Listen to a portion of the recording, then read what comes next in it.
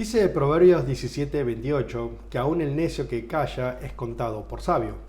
Si aún la persona que no es sabia, si mantiene su boca cerrada, si mantiene su compostura y no profiere necedades, va a ser considerada una persona sabia, tal vez porque nadie notará de su necedad, no se filtrará su falta de sabiduría. Pero qué complicado es esto, ¿no? Porque no solamente es difícil ocultar quiénes somos o mantenernos callados siempre, sino que si no es por la boca, los actos van a delatar que somos necios. Como dice nuestro Señor, no hay nada oculto que no ha de ser revelado. En el pasaje de hoy tenemos una breve exposición acerca de la futilidad de la vida del necio. Dice el versículo 12 que los labios del necio causan su propia ruina. Alguna propiedad maléfica que tienen sus palabras, algún veneno que hace que su vida misma sea destruida por culpa de sus propias palabras. Luego en el versículo 13 habla de que su boca es locura nociva. Estamos hablando de que su hablar es tonto, sin sentido, a tal punto de que se lo termina considerando como un loco, ¿no?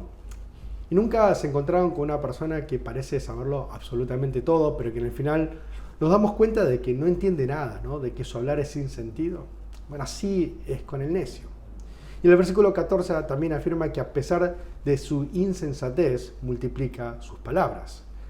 No son todas las palabras, no obstante, no solamente son las palabras lo que delata la necedad de la persona, sino que nos encontramos en el versículo 18 que aún sus obras muestran su necedad. Por la pereza se hunde el techo y por la flojera de manos tiene gotera en la casa.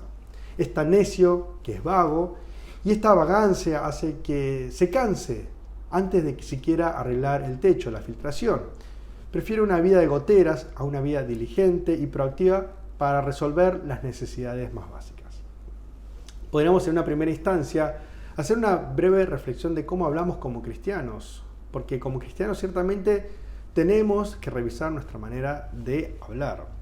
Y hablamos de revisar y no solo de corregir, porque aunque tratemos de cuidar nuestras palabras, proteger nuestros labios y trabajar en la manera de que nosotros expresamos las cosas, en el final si no hay un cambio real en nuestros corazones, traído por la obra del Espíritu Santo, lo que va a pasar es que nuestros labios darán cuenta de la necedad del necio.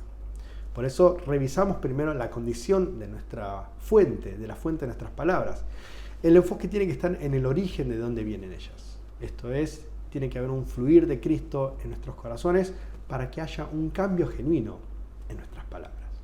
Y luego sí, lo segundo es corregimos nuestra forma de hablar, porque así como es importante el corazón, es también corregir antiguos vicios, formas de hablar, de expresar, de comunicar las cosas. Porque una palabra dulce puede sanar heridas o aplacar enojo, pero una palabra mal dicha en el fragor de la discusión puede abrir una herida que tardará mucho en cerrarse. Y por último, meditamos en la sabiduría misma.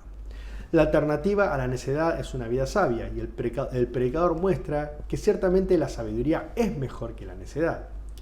Pensemos lo siguiente, el mundo cree que la sabiduría viene por mucho pensar o leer o reflexionar y ciertamente esto es importante porque a partir de una diligencia en alimentar la cabeza hay crecimiento.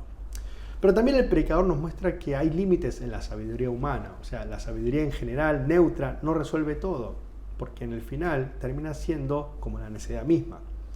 Es por eso que en última instancia, más que la sabiduría neutral o humana, lo que el Señor nos invita o nos llama a hacer es tener una sabiduría espiritual. Un llenarnos constantemente de palabra santa, de meditaciones y reflexiones acerca de su palabra, de una diligencia de la oración y conversaciones santas con Dios. Porque será la sabiduría santa en donde encontraremos una verdadera vida conforme a la voluntad de Dios. En este día recordamos entonces la importancia de nuestras palabras, pero sobre todo de nuestro corazón.